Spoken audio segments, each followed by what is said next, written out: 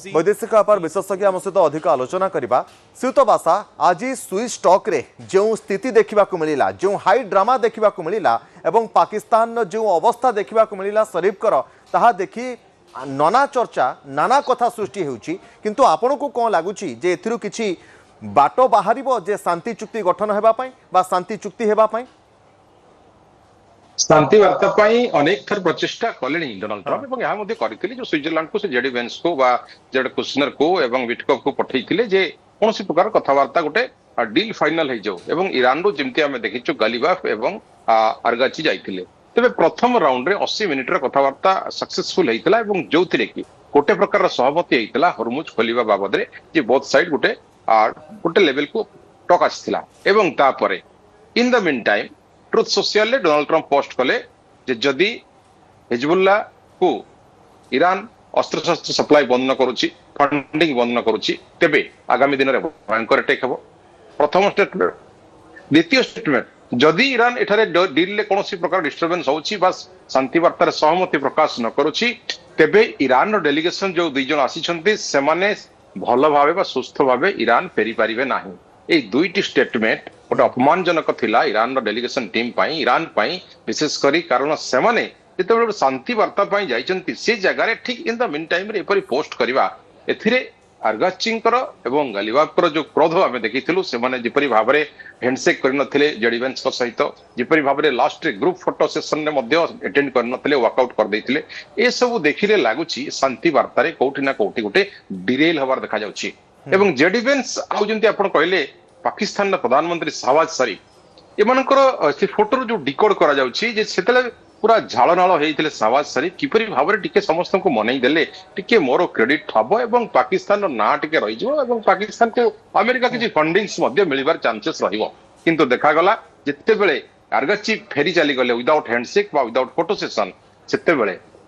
शेख मोहम्मद मध्य प्रवेश करथिले सी photo session को एवं शेख मोहम्मद जते आसिले सी आसिकरी मुनीर सहित एवं शहबाज शरीफ सहित आलिंगन कले बट से संपूर्ण रूपे अणदेखा करथिले जेडी वेंस को एवं जेडी वेंस पछपटो हाथ बढ़ाइथिले हैंडशेक करिया पई तांकु से अणदेखा करथिले तेने एपरी परिस्थिति से सृष्टि हेतला जो आपण कहले high drama really it's a high drama एवं ए ड्रामा रे वर्तमान ओइद कहार हैला ना आपण देखंतु वर्तमान जो डिस्कशन चलीथिला 7 डे परे गोटे 60 डे रो जो मोहलत दिया जाइथिला एवं जोथिरे 5टी शर्त ऊपर गोटे अड़ी बसछि ईरान जाकी फास्ट टू से स्टिक थिला रिगार्डिंग इरानियम एनरिचमेंट बाबद रे रिगार्डिंग न्यूक्लियर प्रोग्राम बाबद रे रिगार्डिंग हरमुज ब्लॉकेड बाबद रे and regarding the redevelopment funds जो पुनर्ता बाबद रे एंड फ्रीजिंग फंड $24 बिलियन बाबद रे तो जो कथा ट्रम्प मते कहिथिले जे इमीडिएट एबे कतार रे जो $6 बिलियन अछि ताकू आमे देइ दबो ईरान को एवं से तार काम आरंभ करिवो हरमुज खोली दबो टोल नबो नाही एवं यूरेनियम एनरिचमेंट बाबद रे जो कथावार्ता आमे 60 दिन परे हबो तेन गोटे सहमति आड़ आसुथिबा बेले जो पोस्ट से करिथिले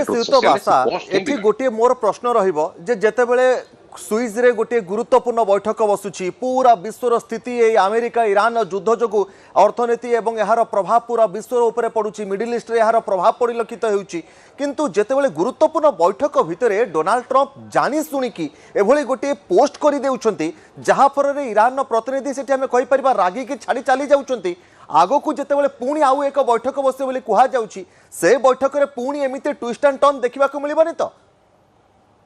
कागज पत्र रे शांति वार्ता करबा चुक्ति देखई अंतर्जातीय स्तर रे सम्मान नबा एवं ओरिजिनल फील्ड रे तार उल्टा करबा एहा डोनाल्ड ट्रम्प आज नुआ नुहे अनेक थर करि सारिछंदी आमे देखिथिलु जते बेले अली खामेनी जीवित थिले अर्थात फेब्रुआरी 28 अटैक पूर्व कथा म कहूची जते डिस्कशन हेतिला ओमान लीडरशिप रे जते बेले मध्ये फेल हेतिला से समय रे गुटे बार्गेनिंग पॉइंट को ईरान आसीथिला जे आमे परमाणु जो कार्यक्रम को 5 वर्ष पर्यंत गैप दबु जोटा अमेरिका कहतला 20 वर्ष पर्यंत से बाबद रे गोटे कथा आसीथिला एवं फेब्रुआरी 28 रे हठात इजराइल तरफ अटैक है अमेरिका सहायता तो वर्तमान से कथा को मध्य ईरान अड़ी बसी वर्तमान परमाणु प्रोग्राम बाबद कौन कथबार्ता हबार ना वर्तमान हरमुज ब्लॉकेड जदि मु खोली टोल टैक्स बाबद कथा पड़ी मु सर्विस टैक्स नेबी कारण मत मेन्टेनेंस जो रूट रही है सर्विस टैक्स दरकार प्रत्येक दिन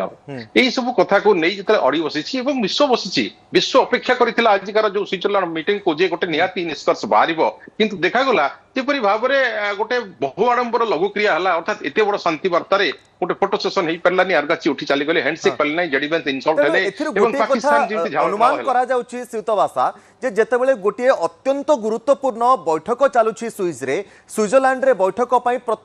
ଆମେରିକାର ପ୍ରତିନିଧି ଆସୁଛନ୍ତି ଇରାନର ପ୍ରତିନିଧି ଆସୁଛନ୍ତି କିନ୍ତୁ ତା ଭିତରେ ଡୋନାଲ୍ଡ ଟ୍ରମ୍ପ ନିଜର ଆଧିପତ୍ୟ କେମିତି ରହିବ ନିଜର ଦବଦବା କେମିତି ରହିବ ସେ ଚେଷ୍ଟାରେ ସେ ଏବେ ବି ଅଛନ୍ତି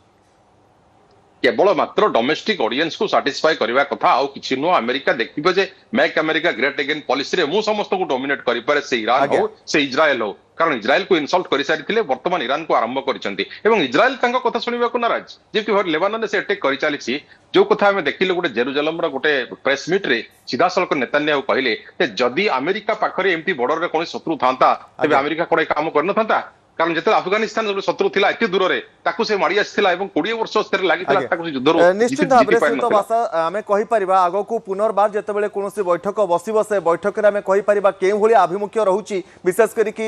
ଡୋନାଲ୍ଡ ଟ୍ରମ୍ପଙ୍କର ଏବଂ ଇରାନ ପ୍ରତିନିଧିଙ୍କର ତାହା ଉପରେ ମଧ୍ୟ ପୁରା ବିଶ୍ୱର ନଜର ରହିଛି ବହୁତ ବହୁତ ଧନ୍ୟବାଦ ଶ୍ରୀତବାସା ରହିଥିଲେ ବୈଦେଶିକ ବ୍ୟାପାର ବିଶେଷଜ୍ଞ ଆମ ସହିତ ଅଧିକ ଆଲୋଚନା କରୁଥିଲେ।